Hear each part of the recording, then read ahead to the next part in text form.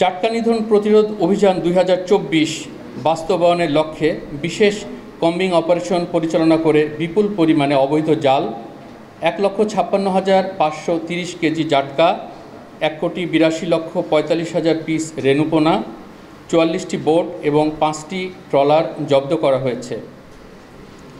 অবৈধ বালু উত্তোলন প্রতিরোধকল্পে বিশেষ অভিযান পরিচালনা করে ৪৭টি বাল্কহেড, ১২টি ড্রেজার এবং ২টি এক্সকাভেটর আটক করা হয়েছে। পরিবেশ রক্ষায় নিষিদ্ধ ৭,২৫১ কেজি পলিথিন জব্দ করা হয়েছে। ঢাকা জোনের দায়িত্বপূর্ণ এলাকা তথা নারায়ণগঞ্জ, মুন্সিগঞ্জ, চাঁদপুর এবং তৎসংলগ্ন এলাকায় একক ও যৌথ উদ্ধার অভিযান পরিচালনা করে অত্র জোন কর্তৃক 10টি মৃতদেহ এবং 2 জনকে জীবিত উদ্ধার করা হয়েছে।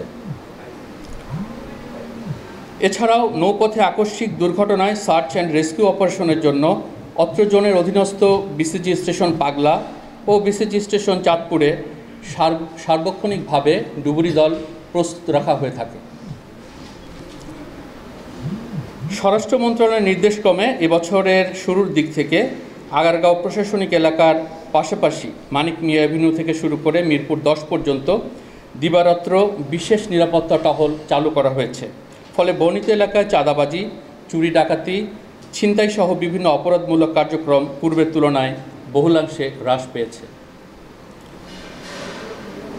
পবিত্র রমজান উপলক্ষে অসাধু ব্যবসায়ীরা নিত্য প্রয়োজনীয় খাদ্যদ্রব্যের মূল্য বৃদ্ধির জন্য নৌপথে পণ্য পরিবহনে ব্যবহৃত লাইটার ও কার্গো ভেসেল সমূহকে যেন গুদাম হিসাবে ব্যবহার না করতে পারে সেজন্য অত্র জোনের আওতাধীন নৌপথে চলাচলকারী ১,২৫৭টি লাইটার ও কার্গো ভেসেলে তল্লাশি অভিযান পরিচালনা এবং খাদ্যদ্রব্যাদি যথাসময়ে খালাস করার প্রয়োজনীয় দিক নির্দেশনা দেওয়া হয়েছে।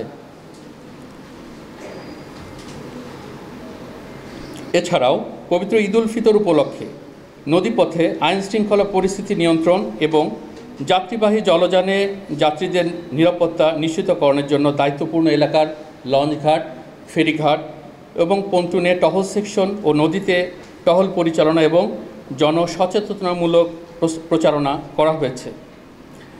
দেশের জনগণের প্রয়োজনে বাংলাদেশ কোস্টগার্ড ঢাকা জোন যে কোনো পরিস্থিতিতে সাড়া দিতে প্রতিশ্রুতিবদ্ধ।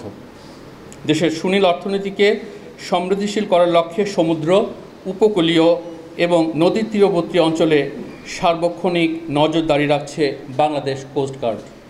ভবিষ্যতেও উক্ত কার্যক্রমসমূহ অব্যাহত থাকবে ইনশাআল্লাহ।